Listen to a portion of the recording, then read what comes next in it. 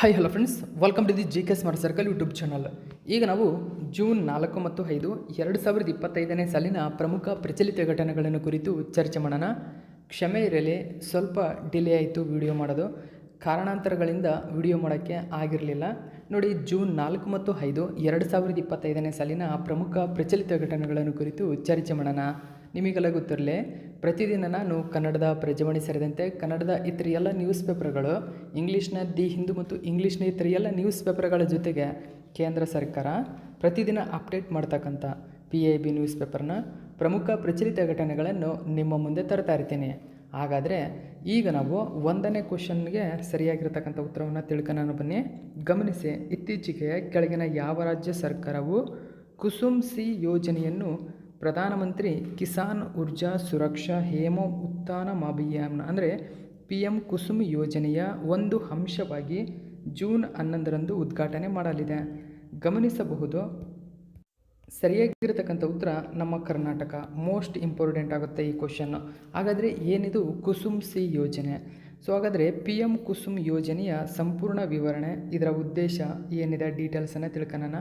ನೋಡಿ, ರಾಜ್ಯ ಸರ್ಕಾರ ಸೌರ ವಿದ್ಯುತ್ ಉತ್ಪಾದನೆಯನ್ನು ಹೆಚ್ಚಿಸಲು ಕ್ರಮಗಳನ್ನು ತೆಗೆದುಕೊಳ್ಳುತ್ತಿದ್ದು, ಜೂನ್ 11ರಂದು ಚಿಕ್ಕಬಳ್ಳಾಪುರದ ಗೌರಿಬಿದನೂರಿನಲ್ಲಿ ಕುಸುಮ್ ಸಿ ಯೋಜನೆಯ ಅನುಷ್ಠಾನವನ್ನು ಉದ್ಘಾಟನೆ ಮಾಡಲಿದೆ.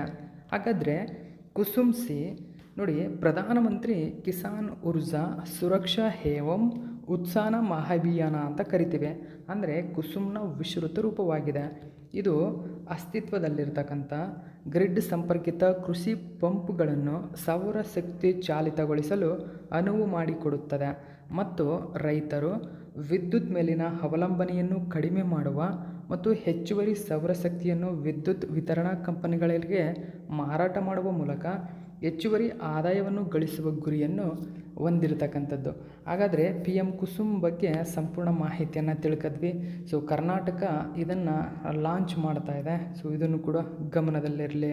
ಓಕೆ, ನೆಕ್ಸ್ಟ್ ನಾವು 2ನೇ ಕ್ವಶನ್ ನೋಡೋಣ. ಇತ್ತೀಚೆಗೆ ಸುದ್ದಿಯಲ್ಲಿರುವ ನಕ್ಷಾ ಅಂದರೆ ರಾಷ್ಟ್ರೀಯ ಭೂಗೋಳಿಕ ಜ್ಞಾನ ಆಧಾರಿತ ಭೂ ಸಮೀಕ್ಷೆ ನಗರ ವಾಸ ಸ್ಥಳಗಳು. ನೋಡಿ, national geospatial knowledge based land survey of urban ಹ್ಯಾಬಿಟೇಷನ್ಸ್ ಅಂತ ಕರಿತೀವಿ. ಈ ನಕ್ಷಾ ಕಾರ್ಯಕ್ರಮವು ಕೇಂದ್ರದ ಕೆಳಗಿನ ಯಾವ ಸಚಿವಾಲಯದ ಪ್ರಮುಖ ಯೋಜನೆಯಾಗಿದೆ? ನೋಡಿ, ನಕ್ಷಾ ಇದೊಂದು ಗ್ರಾಮೀಣಾಭಿವೃದ್ಧಿ ಸಚಿವಾಲಯ. ಆಪ್ಷನ್ ನಂಬರ್ 3 ಸರಿಯಾಗಿದೆ. ಗ್ರಾಮೀಣಾಭಿವೃದ್ಧಿ ಸಚಿವಾಲಯವು ನಕ್ಷಾ ಕಾರ್ಯಕ್ರಮವನ್ನು ಲಾಂಚ್ ಮಾಡಿದೆ. ಸೊ PIB ನ್ಯೂಸ್ ಪೇಪರ್ನಲ್ಲಿ ಈ ಒಂದು ಮಾಹಿತಿಯನ್ನು ಕೊಟ್ಟಿದ್ದರು. ನೋಡಿ, second phase of Naksha. So second phase release ಆಗಿದೆ. ಈಗ ಏನಿದು ಹಾಗಾದರೆ ನಕ್ಷಾ? ಹೆಚ್ಚಿನ ಡೀಟೇಲ್ಸನ್ನು ನಾವು ತಿಳ್ಕೊಳ್ಳೋಣ. ಗಮನಿಸಬಹುದು, ನಕ್ಷದ ವಿಸ್ತೃತ ರೂಪ ಇಲ್ಲೇ ಕೊಟ್ಟಿದ್ದೀವಿ. ಓಕೆ, ಸೊ ನ್ಯೂಸ್ ಪೇಪರಲ್ಲೇ ಕೊಟ್ಟಿದ್ದಾರೆ. ಭಾರತ ಸರ್ಕಾರದ ಗ್ರಾಮೀಣಾಭಿವೃದ್ಧಿ ಸಚಿವಾಲಯದ ಭೂ ಸಂಪನ್ಮೂಲ ಇಲಾಖೆ ಅಂದರೆ DOLR ಅಂತ ಕರೀತೇವೆ. ಈ ಇಲಾಖೆಯು ನಕ್ಷಾ ಕಾರ್ಯಕ್ರಮದ ಅಡಿಯಲ್ಲಿ ಜೂನ್ 2, 2025ರಿಂದ ದೇಶದ 5 ಶ್ರೇಷ್ಠತಾ ಕೇಂದ್ರ, ನೋಡಿ ಸೆಂಟರ್ಸ್ ಆಫ್ ಎಕ್ಸಲೆನ್ಸ್ ಅಂತ ಕರೀತೇವೆ, ಇವುಗಳಲ್ಲಿ 2ನೇ ಹಂತದ ಸಾಮರ್ಥ್ಯ ವರ್ಧನೆಯನ್ನು ನಡೆಸಲಿದೆ. ಹಾಗಾದರೆ ನಕ್ಷಾ ಇಲ್ಲಿ ಭಾಗವಹಿಸುವ ರಾಜ್ಯಗಳ ಅಥವಾ ಕೇಂದ್ರಾಡಳಿತ ಪ್ರದೇಶಗಳ 160 ಮಾಸ್ಟರ್ ತರಬೇತುದಾರರಿಗೆ ತರಬೇತಿ ನೀಡುವ ಮೂಲಕ, ಸೊ ನೋಡಿ, ಮೊದಲ ಹಂತದ ಒಂದು ಸಾಮರ್ಥ್ಯ ವರ್ಧನೆ ಕಾರ್ಯಕ್ರಮವು ಮೇ 2025ರಲ್ಲಿ ಪೂರ್ಣಗೊಂಡಿದೆ. ಇದು ನಗರ ಭೂ ದಾಖಲೆಗಳನ್ನು ಆಧುನೀಕರಿಸುವ ಮತ್ತು ಆಸ್ತಿ ಮಾಲೀಕತ್ವ ಮತ್ತು ವಹಿವಾಟುಗಳಲ್ಲಿ ಪಾರದರ್ಶಕತೆಯನ್ನು ಹೆಚ್ಚಿಸುವ ಗುರಿಯನ್ನು ಹೊಂದಿದೆ. ಹಾಗಾದರೆ ನಕ್ಷಾ ಯೋಜನೆಯ ವ್ಯಾಪ್ತಿ ಮತ್ತು ಅನುಷ್ಠಾನ. ಉತ್ತಮ ಭೂ ಆಡಳಿತಕ್ಕಾಗಿ ಪಟ್ಟಣಗಳು, ನಗರಗಳನ್ನು ನಕ್ಷೆ ಮಾಡುವತ್ತ ಗಮನ ಹರಿಸುತ್ತದೆ. ನೋಡಿ, ನಕ್ಷಾ ಯೋಜನೆಯ ಪ್ರಮುಖ ಉದ್ದೇಶವೇನು? ನಗರಗಳು ಅಂದರೆ ಮುಖ್ಯವಾಗಿ ಪಟ್ಟಣಗಳು, ಇವೆರಡರೂ ಉತ್ತಮ ಭೂ ಆಡಳಿತ ದೃಷ್ಟಿಯಿಂದಾಗಿ ನಕ್ಷೆ ಮಾಡುವ ಒಂದು ಕೆಲಸ ಮಾಡುತ್ತದೆ. ಇದು ದೇಶದಾದ್ಯಂತ 26 ರಾಜ್ಯಗಳ ಟೋಟಲ್ 152 ನಗರ ಸ್ಥಳೀಯ ಸಂಸ್ಥೆಗಳಲ್ಲಿ ಪ್ರಾಯೋಗಿಕ ಯೋಜನೆಯಾಗಿ ಪ್ರಾರಂಭಗೊಂಡಿದೆ. 35 ಚದರ ಕಿಲೋಮೀಟರ್ಗಿಂತ ಕಡಿಮೆ ವಿಸ್ತೀರ್ಣ, 2 ಲಕ್ಷಕ್ಕಿಂತ ಕಡಿಮೆ ಜನಸಂಖ್ಯೆ ಹೊಂದಿರುವ ನಗರಗಳಿಗೆ ಇದು ಅನ್ವಯಿಸುತ್ತದೆ. ಸೊ ಇಷ್ಟು ಮಾಹಿತಿ ನೆನಪಿರಬೇಕು. ನೆಕ್ಸ್ಟ್ ನಾವು 3ನೇ ಕ್ವಶನ್ ನೋಡೋಣ. ನೋಡಿ, 2025ರ ಇಂಡಿಯನ್ ಪ್ರೀಮಿಯರ್ ಲೀಗ್ ಅಂದರೆ IPL ಋತುವಿನಲ್ಲಿ ಯಾವ ಆಟಗಾರನಿಗೆ ಆರೆಂಜ್ ಕ್ಯಾಪ್ ನೀಡಿ ಗೌರವಿಸಲಾಗಿದೆ? ಆರೆಂಜ್ ಕ್ಯಾಪ್ ಸರಿಯಾದಂಥ ಉತ್ತರ ಸಾಯಿ ಸುದರ್ಶನ್. ಆಪ್ಷನ್ ನಂಬರ್ 3 ಸರಿಯಾಗಿದೆ. ಸೊ ಹೆಚ್ಚಿನ ಡೀಟೇಲ್ಸ್ ಏನಿದೆ ನಾವು ನೋಡೋಣ. ಸೊ ಗಮನಿಸಬಹುದು, ರಾಯಲ್ ಚಾಲೆಂಜರ್ಸ್ ಬೆಂಗಳೂರು ಅಂದರೆ RCB ಅಂತಿಮವಾಗಿ ತಮ್ಮ ಮೊದಲ ಇಂಡಿಯನ್ ಪ್ರೀಮಿಯರ್ ಲೀಗ್ IPL ಪ್ರಶಸ್ತಿಯನ್ನು ಗೆದ್ದುಕೊಂಡಿತು. ಪಂಜಾಬ್ ಕಿಂಗ್ಸನ್ನು 6 ರನ್ಗಳಿಂದ ಸೋಲಿಸಿ ಅವರ 18 ವರ್ಷಗಳ ಪ್ರಶಸ್ತಿ ಬರವನ್ನು ಕೊನೆಗೊಳಿಸಿದೆ. IPLನ 18ನೇ ಆವೃತ್ತಿಯ ಫೈನಲ್ ಪಂದ್ಯವು ಜೂನ್ 3ರಂದು ಅಹಮದಾಬಾದ್ನ ನರೇಂದ್ರ ಮೋದಿ ಕ್ರೀಡಾಂಗಣದಲ್ಲಿ ನಡೆದಿತ್ತು. ವಿರಾಟ್ ಕೊಹ್ಲಿಯವರ ಮೊಟ್ಟ ಮೊದಲ IPL ಪ್ರಶಸ್ತಿಯೂ ಕೂಡ ಇದಾಗಿದೆ. ಏಕೆಂದರೆ ಅವರು IPL ಆಡಲು ಪ್ರಾರಂಭಿಸಿದಾಗಿನಿಂದ RCBಯಲ್ಲಿದ್ದಾರೆ ಎಂಬುದು ಗಮನಿಸಬೇಕು. RCBಗೆ ಇದು 4ನೇ IPL ಪಂದ್ಯವಾಗಿದ್ದು, ಈ ಹಿಂದೆ ಕಿಂಗ್ಸ್ 11 ಪಂಜಾಬ್ ಎಂದು ಕರೆಯಲ್ಪಡುತ್ತಿದ್ದ ಪಂಜಾಬ್ ಕಿಂಗ್ಸ್ 2ನೇ ಬಾರಿಗೆ ಫೈನಲ್ಗೆ ಪ್ರವೇಶಿಸಿತ್ತು. ಹಾಗಾದರೆ ಟಾಟಾ IPL 2025ರ ಪ್ರಶಸ್ತಿ ವಿಜೇತರನ್ನು ನೋಡೋದಾದರೆ, ವಿಜೇತ ತಂಡ RCBಗೆ 20 ಕೋಟಿ ರೂಪಾಯಿ ಚೆಕ್ಕು ಮತ್ತು ವಿಜೇತರ ಟ್ರೋಫಿಯನ್ನು ಸಂಗ್ರಹಿಸಿತ್ತು. ರನ್ನರ್ ಅಪ್ ಪಂಜಾಬ್ ಕಿಂಗ್ಸ್ 12.5 ಕೋಟಿ ರೂಗೆ ಚೆಕ್ ಮತ್ತು ಶೀಲ್ಡನ್ನು ಪಡೆದುಕೊಂಡಿದೆ. ಇನ್ನು ಆರೆಂಜ್ ಕ್ಯಾಪ್ ಗಮನಿಸಬಹುದು, IPLನಲ್ಲೇ ಅತಿ ಹೆಚ್ಚು ರನ್ ಗಳಿಸಿದಂತಹ ಗುಜರಾತ್ ಟೈಟಾನ್ಸ್ನ ಸಾಯಿ ಸುದರ್ಶನ್ಗೆ ನೀಡಲಾಗಿದೆ. ಟೋಟಲ್ ಆಗಿ 759 ರನ್. ಇನ್ನು ಪರ್ಪಲ್ ಕ್ಯಾಪ್ ಅತಿ ಹೆಚ್ಚು ವಿಕೆಟ್ ಪಡೆದಂತಹ ಬೌಲರ್ ಗುಜರಾತ್ ಟೈಟನ್ಸ್ನ ಪ್ರಸಿದ್ಧ ಕೃಷ್ಣ 25 ವಿಕೆಟ್ ಪಡೆದಿದ್ದಾರೆ. ಇವರಿಗೆ ಪರ್ಪಲ್ ಕ್ಯಾಪ್ ನೀಡಿ ಗೌರವಿಸಲಾಗಿದೆ. ಇನ್ನು IPLನ ಅತ್ಯಂತ ಮೌಲ್ಯಯುತ ಆಟಗಾರ ಅಂದರೆ ಅದು ಸೂರ್ಯಕುಮಾರ್ ಯಾದವ್, ಮುಂಬೈ ಇಂಡಿಯನ್ಸ್. ಸೊ ಇವರಿಗೆ ಅತ್ಯಂತ ಮೌಲ್ಯಯುತ ಆಟಗಾರ ಪ್ರಶಸ್ತಿ ದೊರೆತಿದೆ. ಇನ್ನು IPLನ ಉದಯೋನ್ಮುಖ ಆಟಗಾರ ಗುಜರಾತ್ ಟೈಟಾನ್ಸ್ನ ಸಾಯಿ ಸುದರ್ಶನ್, ಇವರಿಗೆ IPLನ ಉದಯೋನ್ಮುಖ ಆಟಗಾರ ಪ್ರಶಸ್ತಿ ದೊರೆತಿದೆ. ಇನ್ನು ಋತುವಿನ ಶ್ರೇಷ್ಠ ಕ್ಯಾಚ್ ಅಂತಂದರೆ ಸನ್ರೈಸರ್ಸ್ ಹೈದರಾಬಾದ್ ತಂಡದ ಕಾಮಿಂಡು ಮೆಂಡಿಸ್ ಮತ್ತು ಚೆನ್ನೈ ಸೂಪರ್ ಕಿಂಗ್ಸ್ ತಂಡದ ಡೆವಾಲ್ಟ್ ಬ್ರೇವಿಸ್ ಕ್ಯಾಚ್ ಹಿಡಿದರು. ಸೊ ಇದು ಶ್ರೇಷ್ಠ ಕ್ಯಾಚ್ ಪ್ರಶಸ್ತಿ ಇವರಿಗೆ ದೊರೆತಿದೆ. ಇನ್ನು maximum 4 Sai Sudharsan, maximum 6 Lucknow super ಜೈಂಟ್ನ ನಿಕೋಲಸ್ ಪೂರಂ 40 ಸಿಕ್ಸ್ ಹೊಡೆದಿದ್ದಾರೆ. ಇನ್ನು ಪೇರ್ ಪ್ಲೇಸ್ ಪ್ರಶಸ್ತಿಯನ್ನು ಚೆನ್ನೈ ಸೂಪರ್ ಕಿಂಗ್ಸ್ ಪಡೆದುಕೊಂಡಿದೆ, ಪೇರ್ ಪ್ಲೇ ಪ್ರಶಸ್ತಿ. ಓಕೆ, ಇನ್ನು 4ನೇ ಕ್ವಶನ್ ಏನಿದೆ ಅಂತ ನೋಡಿ. ಇತ್ತೀಚೆಗೆ ದಕ್ಷಿಣ ಕೊರಿಯಾ ದೇಶದ 14ನೇ ಅಧ್ಯಕ್ಷರಾಗಿ ಕೆಳಗಿನ ಯಾವ ವ್ಯಕ್ತಿಯು ಆಯ್ಕೆಯಾಗಿದ್ದಾರೆ?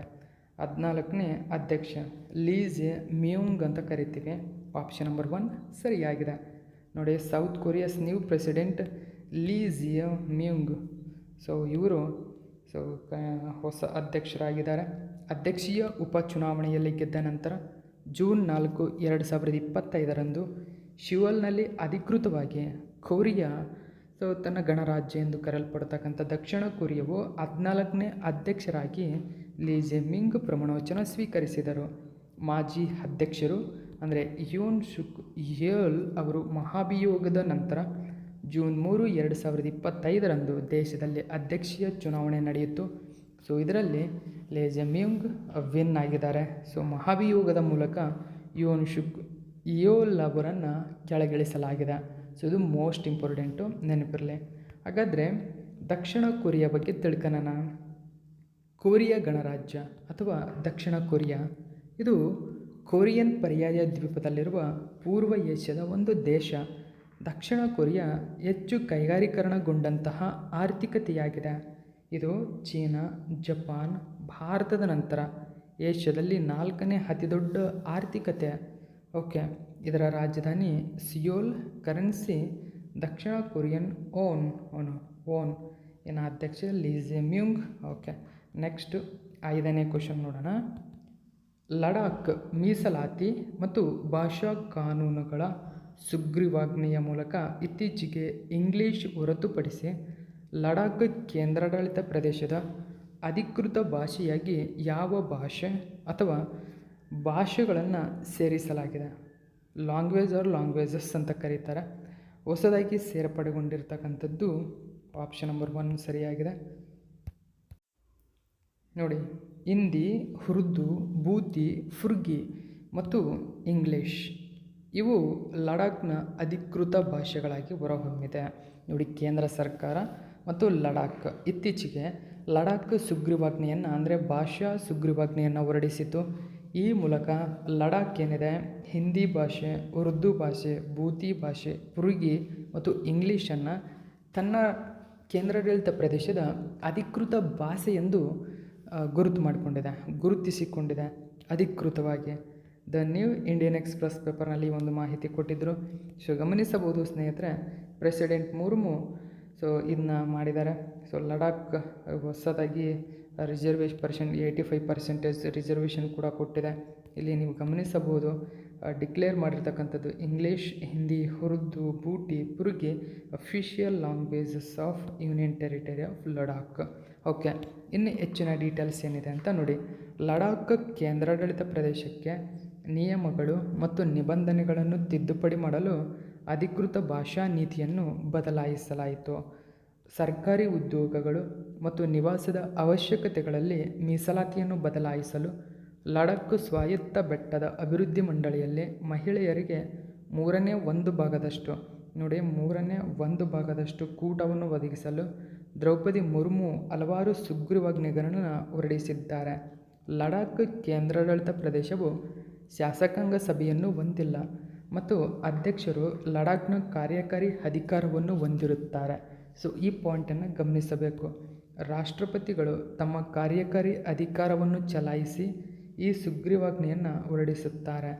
ಈ ಸುಗ್ರೀವಾಜ್ಞೆಗಳನ್ನು ಕೇಂದ್ರ ಕಾನೂನು ಮತ್ತು ನ್ಯಾಯ ಸಚಿವಾಲಯವು ಅಧಿಕೃತ ಗೆಜೆಟ್ನಲ್ಲಿ ಪ್ರಕಟಿಸಿದೆ. ಲಡಾಖ್ ಅಧಿಕೃತ ಭಾಷೆಗಳ ನಿಯಂತ್ರಣ 2025 ಕುರಿತಾದ ಸುಗ್ರೀವಾಜ್ಞೆ. ಈ ಸುಗ್ರೀವಾಜ್ಞೆಯು ಇಂಗ್ಲೀಷ್, ಹಿಂದಿ, ಉರ್ದು, ಬೂತಿ, ಫುರ್ಗಿ ಈ ಭಾಷೆಗಳನ್ನು ಲಡಾಖ್ ಕೇಂದ್ರಾಡಳಿತ ಪ್ರದೇಶದ ಅಧಿಕೃತ ಭಾಷೆಗಳನ್ನಾಗಿ ಮಾಡಿದೆ. ಈ ಸುಗ್ರೀವಾಜ್ಞೆಯನ್ನು ಹೊರತುಪಡಿಸುವ ಮೊದಲು 2019 ಅಕ್ಟೋಬರ್ 31ರಂದು ಲಡಾಖ್ ರಚನೆಯಾಗಿನಾಗಿಂತ ಇಂಗ್ಲೀಷ್ ಮಾತ್ರನೇ ಅದರ ಅಧಿಕೃತ ಭಾಷೆಯಾಗಿತ್ತು. ಪ್ರಸ್ತುತ ಲಡಾಖ್ನ lieutenant governor BD Mishra. So most important ನೆನಪಿಟ್ಕೊಳ್ಳಿ. ನೋಡಿ, 2019 ಅಕ್ಟೋಬರ್ 31ರಂದು ಲಡಾಖ್ ಮತ್ತು ಜಮ್ಮು ಮತ್ತು ಕಾಶ್ಮೀರ ಕೇಂದ್ರಾಡಳಿತ ಪ್ರದೇಶಗಳಾಗಿ ಹೊರಹೊಮ್ಮಿದವು. ಸೊ ಇದನ್ನು ಗಮನಿಸಬೇಕು. ನೆಕ್ಸ್ಟ್ 6ನೇ ಕ್ವಶನ್ ನೋಡೋಣ. ಭಾರತದ ಕೆಳಗಿನ ಯಾವ ವ್ಯಕ್ತಿಯು 2025ರಿಂದ 28ರ ಅವಧಿಗೆ ಅಂತಾರಾಷ್ಟ್ರೀಯ ಆಡಳಿತ ವಿಜ್ಞಾನ ಸಂಸ್ಥೆ IIAS ನೋಡಿ, international institutions of administrative sciences ಇದರ ಆಡಳಿತ ಮಂಡಳಿಯ ಅಧ್ಯಕ್ಷರಾಗಿ ಆಯ್ಕೆಯಾಗಿದ್ದಾರೆ? ಸರಿಯಾದಂಥ ಉತ್ತರ ವಿ ಶ್ರೀನಿವಾಸನ್. ಹಾಗಾದರೆ ಯಾರು ಈ ವಿ ಶ್ರೀನಿವಾಸನ್? ವಿ ಶ್ರೀನಿವಾಸನ್ ಅವರು IIASನ ಅಂದರೆ ಮುಖ್ಯವಾಗಿ ಕೌನ್ಸಿಲ್ ಆಫ್ ಅಡ್ಮಿನಿಸ್ಟ್ರೇಷನ್ ಏನಿದೆ ಇದರ ನೂತನ ಅಧ್ಯಕ್ಷರಾಗಿ ಆಯ್ಕೆಯಾಗಿದ್ದಾರೆ. ಹೆಚ್ಚಿನ ಡೀಟೇಲ್ಸ್ ನೋಡಿ, PAB ನ್ಯೂಸ್ ಪೇಪರಲ್ಲಿ ಈ ಒಂದು ಮಾಹಿತಿಯನ್ನು ಕೊಟ್ಟಿದ್ದರು. ಹಾಗಾದರೆ ಏನಿದು ಮಾಹಿತಿ? ಓಕೆ, ಡೀಟೇಲ್ಸನ್ನು ನಾವು ತಿಳ್ಕೊಳ್ಳೋಣ. ಸೊ ವಿ ಶ್ರೀನಿವಾಸನ್ ಅಂತ ಕರಿತೀವಿ. ಇವರು IIASನ ಆಡಳಿತ ಮಂಡಳಿ ಏನಿದೆ ಅದರ ಅಧ್ಯಕ್ಷರಾಗಿ ಆಯ್ಕೆಯಾಗಿದ್ದಾರೆ. ಸೊ ವಿ ಶ್ರೀನಿವಾಸ್ ಅವರು ಭಾರತ ಸರ್ಕಾರದ ಆಡಳಿತ ಸುಧಾರಣೆಗಳು ಮತ್ತು ಸಾರ್ವಜನಿಕ ಕುಂದುಕೊರತೆಗಳ ಇಲಾಖೆ ಏನಿದೆ ಅದರ ಕಾರ್ಯದರ್ಶಿ ಪ್ರಸ್ತುತ. ಓಕೆ, ಮೋಸ್ಟ್ ಇಂಪಾರ್ಟೆಂಟ್ ಇದು. ಹಾಗಾದರೆ ಏನಿದು IIAS? ನೋಡಿ, ಇದರ ಬಗ್ಗೆ ನೋಡೋಣ. International institute of administrative science. ಇದು ಬೆಲ್ಜಿಯಂನ ಬ್ರುಸೆಲ್ಸ್ನಲ್ಲಿರುವ ನೋಂದಾಯಿತ ಅಂತಾರಾಷ್ಟ್ರೀಯ ಲಾಭರಹಿತ ಸಂಸ್ಥೆ. ನೋಡಿ, ಇದನ್ನು 1930ರಲ್ಲಿ ಸ್ಥಾಪನೆ ಮಾಡಲಾಗಿದೆ ಮತ್ತು 1998ರಲ್ಲಿ ಭಾರತ ಇದಕ್ಕೆ ಸದಸ್ಯ ರಾಷ್ಟ್ರವಾಯಿತು ಎಂಬುದನ್ನು ಗಮನಿಸಬೇಕು. ಇನ್ನು IIAS ತನ್ನನ್ನು ಅಂದರೆ ಸದಸ್ಯ ರಾಷ್ಟ್ರಗಳು, ರಾಷ್ಟ್ರೀಯ ಸಂಘಗಳು, ಶೈಕ್ಷಣಿಕ ಸಂಶೋಧನಾ ಕೇಂದ್ರಗಳ ಒಕ್ಕೂಟವೆಂದು ಪರಿಗಣಿಸುತ್ತದೆ. ಪ್ರಧಾನ ಕಚೇರಿ ಬೆಲ್ಜಿಯಂನ ಬ್ರುಸೆಲ್ಸ್ನಲ್ಲಿದೆ. ಓಕೆ, ನೆಕ್ಸ್ಟ್ 7ನೇ ಕ್ವಶನ್ ನೋಡಿ. ವಿಶ್ವದ ಅತಿದೊಡ್ಡ ಕಂಟೈನರ್ ಹಡಗು ಎಂದು ಹೆಸರು ಪಡೆದ MSC ಐರಾನ ಪ್ರಸ್ತುತ ಯಾವ ದೇಶದ ಧ್ವಜದ ಅಡಿಯಲ್ಲಿ ಪ್ರಯಾಣಿಸುತ್ತದೆ? ನೋಡಿ, ಸರಿಯಾಗಿರ್ತಕ್ಕಂಥ ಉತ್ತರ ಭಾರತ. ಆಪ್ಷನ್ ನಂಬರ್ 1 ಸರಿಯಾಗಿದೆ. ನ್ಯೂಸಲ್ಲಿತ್ತು ನೋಡಿ, ವಿಶ್ವದ ಅತಿದೊಡ್ಡ ಕಂಟೈನರ್ ಹಡಗು ಅಂದರೆ ಅದು MSC ಐರಿನಾ ಅಂತ ಕರಿತೀವಿ. ಇದನ್ನು ನೆನ್ಪಿಟ್ಕೋಬೇಕು. ವಿಶ್ವದ ಅತಿದೊಡ್ಡ ಕಂಟೈನರ್ ಹಡಗು ಇದು. ಸೊ ಇತ್ತೀಚೆಗೆ ಇದು ಕೇರಳದ ವಿಜಿಂಜಂ ಬಂದರು ಏನಿದೆ ಅಲ್ಲಿ ತನ್ನ ಮೊಟ್ಟ ಮೊದಲ ಭೇಟಿಯನ್ನು ಮಾಡುತ್ತದೆ. ನೋಡಿ, ವಿಜಿಂಜಂ ಬಂದರು ಎಲ್ಲಿದೆ, ಸುದ್ದಿಯಲ್ಲಿದೆ ಅಂತ ಕೇಳಬಹುದು. ಸೊ ಕೇರಳದಲ್ಲಿದೆ. ಇದು ದಕ್ಷಿಣ ಏಷ್ಯಾದ ಬಂದರಿಗೆ ತನ್ನ ಮೊಟ್ಟ ಮೊದಲ ಪ್ರವೇಶವನ್ನು ಸೂಚಿಸುತ್ತದೆ. ನೋಡಿ, ಇದು ದಕ್ಷಿಣ ಏಷ್ಯಾಕ್ಕೆ ಮೊದಲ ಬಾರಿಗೆ ಬರ್ತಾ ಇದೆ. ಅದರಲ್ಲೂ ಭಾರತದ ಕೇರಳದ ವಿಜಿಂಜಂ ಬಂದರಿಗೆ ಬರ್ತಾ ಇದೆ. MSC Irina class ultra large container ಹಡಗುಗಳಂದರೆ ULCVs ಒಂದು ಭಾಗವಾಗಿದೆ. ಇದನ್ನು 2023ರಲ್ಲಿ ನಿರ್ಮಿಸಲಾಗಿದೆ ಎಂಬುದು ಗಮನಿಸಬೇಕು. ನೆಕ್ಸ್ಟ್ 8ನೇ ಕ್ವಶನ್ ನೋಡಿ, ಅಂತಾರಾಷ್ಟ್ರೀಯ ಬೆಳೆ ಸಂಶೋಧನಾ ಸಂಸ್ಥೆಯ ಅರೆ ಶುಷ್ಕ ಉಷ್ಣವಲಯದ ಅಂದರೆ ICRISAT ಪ್ರಧಾನ ಕಚೇರಿ ಎಲ್ಲಿದೆ? ಸೊ ಇದರ ಪ್ರಧಾನ ಕಚೇರಿ ತೆಲಂಗಾಣದ ಹೈದರಾಬಾದ್ನಲ್ಲಿದೆ. ಆಪ್ಷನ್ ನಂಬರ್ 2 ಸರಿಯಾಗಿದೆ. ಏಕೆ ಸುದ್ದಿಯಲ್ಲಿದೆ? ನೋಡಿ, ministry of agriculture and farmers welfare ಇದನ್ನು ಬಿಡುಗಡೆ ಮಾಡಿದೆ. PIB ನ್ಯೂಸ್ ಪೇಪರ್ನ ಮಾಹಿತಿಯಾಗಿತ್ತು. ಯಾಕೆ ಸುದ್ದಿಯಲ್ಲಿದೆ? ಇತ್ತೀಚೆಗೆ ಅಂತಾರಾಷ್ಟ್ರೀಯ ಅರೆ ಶುಷ್ಕ ಉಷ್ಣವಲಯದ ಬೆಳೆ ಸಂಶೋಧನಾ ಸಂಸ್ಥೆ ಇದು ಅಭಿವೃದ್ಧಿಶೀಲ ರಾಷ್ಟ್ರಗಳ ಸಂಶೋಧನೆ ಮತ್ತು ಮಾಹಿತಿ ವ್ಯವಸ್ಥೆಯ ಜೊತೆಗೆ ದಕ್ಷಿಣ ಸಹಕಾರಕ್ಕಾಗಿ ನೋಡಿ ICRISAT ಏನಿದೆ ಒಂದು ಶ್ರೇಷ್ಠತಾ ಕೇಂದ್ರವನ್ನು ಪ್ರಾರಂಭಿಸಿದೆ. ತರಬೇತಿ ಮತ್ತು ಪಾಲುದಾರಿಕೆಗಳ ಮೂಲಕ ದಕ್ಷಿಣ ಸಹಕಾರವನ್ನು ಉತ್ತೇಜಿಸಲು ಭಾರತದ ಉಪಕ್ರಮವಾದ ದಕ್ಷಿಣ್ ಜೊತೆಗೆ ICRISAT ಒಂದು ತಿಳುವಳಿಕೆ ಒಪ್ಪಂದಕ್ಕೆ ಸಹಿ ಹಾಕಿದೆ. ಆ ಕಾರಣಕ್ಕಾಗಿ ಸುದ್ದಿಯಲ್ಲಿದೆ. ಸೊ ಇದರ ಪ್ರಧಾನ ಕಚೇರಿ ಎಲ್ಲಿದೆ ಅಂತ ಕೇಳಿದರೆ ಗಮನಿಸಬಹುದು, ತೆಲಂಗಾಣದ ಹೈದರಾಬಾದ್ನಲ್ಲಿದೆ.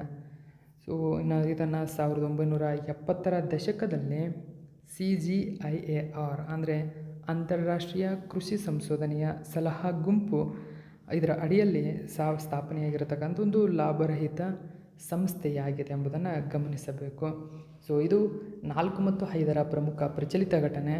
ಉಳಿದಂಥ ಪ್ರಚಲಿತ ಘಟನೆಗಳನ್ನು ಆದಷ್ಟು ಬೇಗ ನಿಮ್ಮ ಮುಂದೆ ತರುತ್ತೇನೆ.